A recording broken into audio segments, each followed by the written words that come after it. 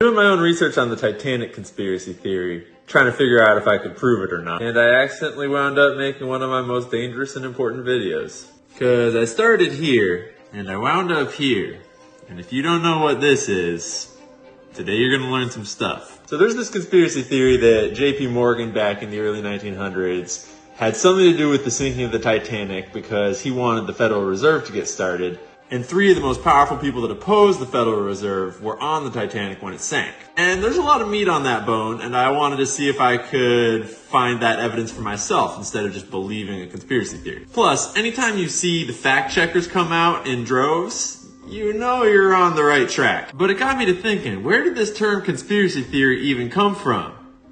Surely it wasn't created by someone like the CIA to discredit people that were seeking the truth and asking questions. I mean, it turns out that believing in conspiracy theories is correlated to lower analytical thinking, low intelligence, psychological projection, paranoia, and Machiavellianism. Okay, let's do some lower order thinking. I mean, you could use your dumb ape brain to look up the Pike Committee or the Church Committee, which were both held in the 1970s. They uncovered programs like MK Ultra, where the CIA was trying to learn to mind control people by torturing them and in some cases killing them.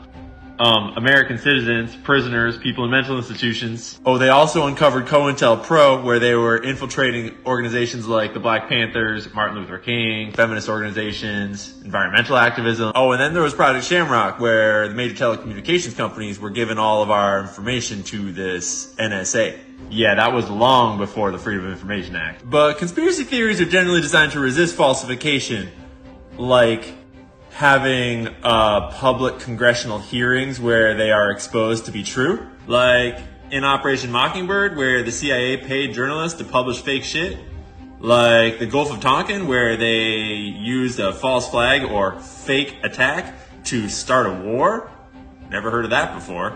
Or like where they had a fully staged testimony by this gal who was a Kuwaiti girl that witnessed an atrocity that built support for the Persian Gulf War that didn't really happen. I mean, the Persian Gulf War definitely happened. Just ask all those people that made money from it. I mean, conspiracy theorists aren't always right, but when they say something sounds like a false flag, it's probably worth at least doing some due diligence. So if you don't know what COINTELPRO is, today's going to change the way you see the world. It's shortened for Counterintelligence Program, and it's basically a term to refer to intelligence agencies like the FBI, CIA, or foreign ones like for Russia or China, subverting organizations that they feel are subversive. Infiltrating, discrediting, causing division, publishing fake news, fake stories, assassinations, basically any means necessary in modern warfare to undermine organizations. Confirmed list of organizations that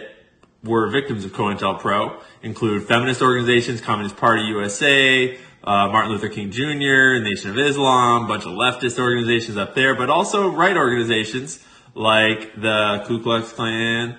Should I say that on TikTok? Like the Nationalist States Rights Party. In 1971, the FBI financed and armed a extremist group that they basically used as their secret army to attack other organizations. And this is literally only what's made it onto Wikipedia. You can do your own research. There's a lot more than this. This isn't even talking about the 90s and 2000s. And that's because Hoover totally shut it down once everyone found out. Like, over. Packed it all up and left. The FBI compiled an entire tape of blackmail on Martin Luther King and sent it to him with a letter that tried to convince him to commit suicide. And that was just a fucking conspiracy theory until some homies broke into an FBI field office and actually took a bunch of documents that showed it was real.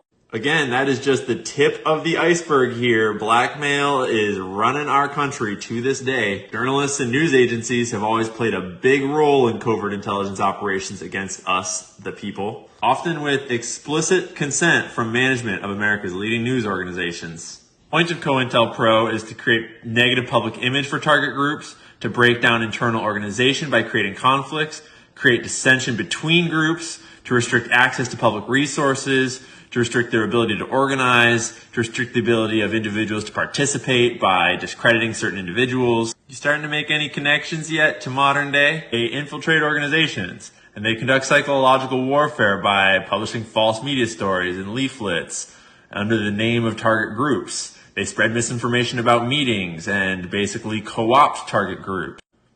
Officers of the law give perjured testimony and present fabricated evidence as pretext for false arrests and wrongful imprisonment. They pay for the creation of documentaries that paint groups in negative lights. I'm sure you've seen a few of those. You might have even thought they were real. Let's remember, these guys are really good at what they do. You're playing checkers. They're playing chess. Oh, and sometimes they just stop fucking around and just, get it done. So in light of all of that, let's piss some people off and challenge some people's perceptions. So let's remember that intelligence agencies that are often beyond governmental oversight have decades of experience at infiltrating and subverting dangerous political organizations on both the left and the right. And they do so by a variety of very complex tactics. Now, can you think of anything that might have possibly been done a little better with recent movements by the left? Like maybe a few mistakes were made, maybe a few pallets of bricks left out. I don't know. I'm not claiming I know what goes on. I'm just saying, and all you bozos on the right, I mean, we got lots of different things to choose from, but do some research. And let's be clear, the right to protest is very important. I'm not criticizing either side for protesting for their beliefs. What I'm saying is that in both of these instances, the protests turned into mobs that were then led to do things that discredited their own point and ultimately worked against them in big ways. Not to mention creating a lot of division between the left and right while we were at it. So I'm going to leave you with the breadcrumb that I think leads to the next opening of this big picture. And it's a little complex, so pull out your thinking cap. So in December 2012, the FBI released a bunch of documents because of the Freedom of Information Act about how they had been surveilling and using COINTELPRO on Occupy Wall Street. Occupy Wall Street was pretty damn peaceful. They weren't a violent threat to anyone. They were a monetary threat. They were people waking up to the corporatocracy that rules this world. And then in 2020, Katie Ryder had a unique visit from a bunch of FBI agents that had information that they only could have gotten in one way. She had discussed a proposed ban on tear gas on a private 90-minute Zoom call with Bayer, the mega corporation that owns Monsanto, and a handful of other staffers.